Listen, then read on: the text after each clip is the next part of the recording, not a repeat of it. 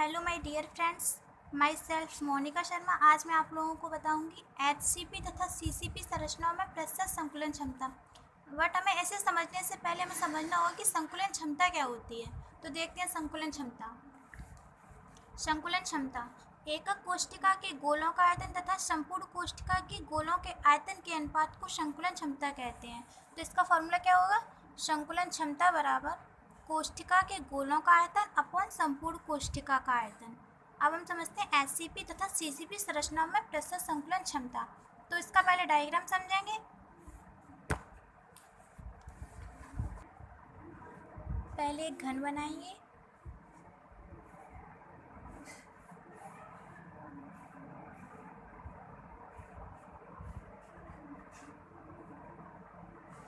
Point मानेंगे A B C D E F G H. घन के कोर की लंबाई मानेंगे ए। यहाँ चतुर्भुज ए बी सी डी, इस पे एक विकर्ण डालेंगे ए सी, जिसकी लंबाई होगी वी।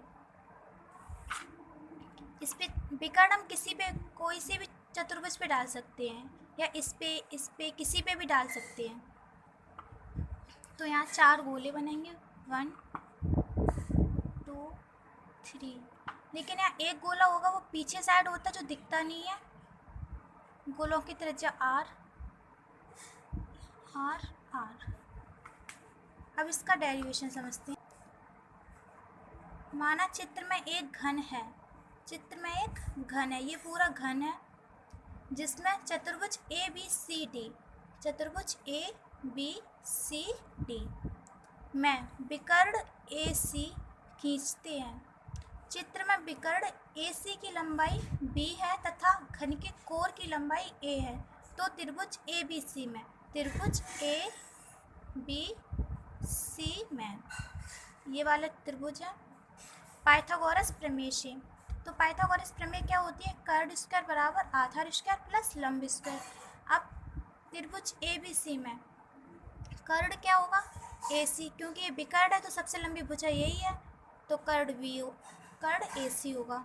तो यहाँ लगाएंगे ए सी बराबर under root A B square plus B C square. A C बराबर ए बी की लंबाई यहाँ पे कितनी है? ए, तो ए स्क्वायर प्लस बी सी की लंबाई कितनी है? ए स्क्वायर। ए सी बराबर under root 2a square A सी। अब ए सी की लंबाई कितनी दी गई है यहाँ पे? बी, तो बी बराबर A root 2 from equation first.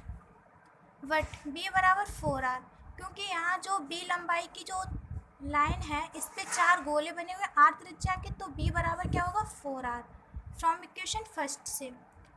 B की जगह रखेंगे 4r is equal to A root 2। यहाँ से आर की वैल्यू आर बराबर ए रूट 2 बाई 4। तो यहाँ से आर की वैल्यू निकालेंगे ए रूट 2 बाई अब 4 को कैसे लिखेंगे? Under root 2 into under root 2 into 2, क्योंकि जब अंडर रूट 2 का गुणा करेंगे तो 2 होगा, 2 इंटू 2 यानी 4। तो आर बराबर क्या निकलेगा? 1 रूट 2 से 1 रूट 2 कट जाएगा यहाँ पे, तो होगा ए अपॉन 2 रूट 2।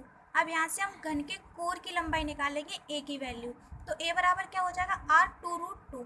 अब चूँकि सीसीपी में परमाणुओं की संख्या 4 होती है, अतः 4 गोलों का आयतन, क्योंकि एक गोले का आयतन का फॉर्मूला क्या होता है? 4/3 पाई आर। अब यहाँ पे कितने गोले हैं? 4 गोले। तो 4 गोलों का आयतन कितना होगा? 4 into 4/3 pi R cube is equal to 16/3 pi R cube. घन का आयतन, घन के आयतन का फॉर्मूला क्या होता है? भुजा क्यू। तो भुजा यहाँ पे क्या है? ए क्यू। ए की वैल्यू मेरे पास कितनी निकली थी? R 2 root 2। तो आर 2 रूट 2 का क्यू करेंगे तो कितना निकलेगा? 16 रूट 2 आर क्यू। अब यहाँ निकालते हैं प्रतिशत संकुलन। तो संकुलन क्षमता का फॉर्मूला यहाँ पे क्या देखा था? कोशिका के गोलों के आयतन अपॉन संपूर्ण कोशिका का आयतन। तो यहाँ कोशिका में कितने गोले हैं? 4, तो 4 गोलों का आयतन अपॉन कोशिका का आयतन। अब हमें प्रतिशत संकुलन क्षमता निकालनी है, तो 100 का मल्टीप्लाई होगा यहाँ। तो प्रतिशत संकुलन क्षमता बराबर 4 गोलों का आयतन कितना निकला था? 16/3 पाई आर क्यू अपॉन कोशिका का आयतन कितना था? 16 रूट 2 आर क्यू। अब यहाँ पे इंटू 100, आर क्यू से आर क्यू कट होगा, 16 से 16 कट होगा, तो कितना बचेगा? पाई इंटू 100 अपॉन में कितना बचेगा? 3 रूट 2।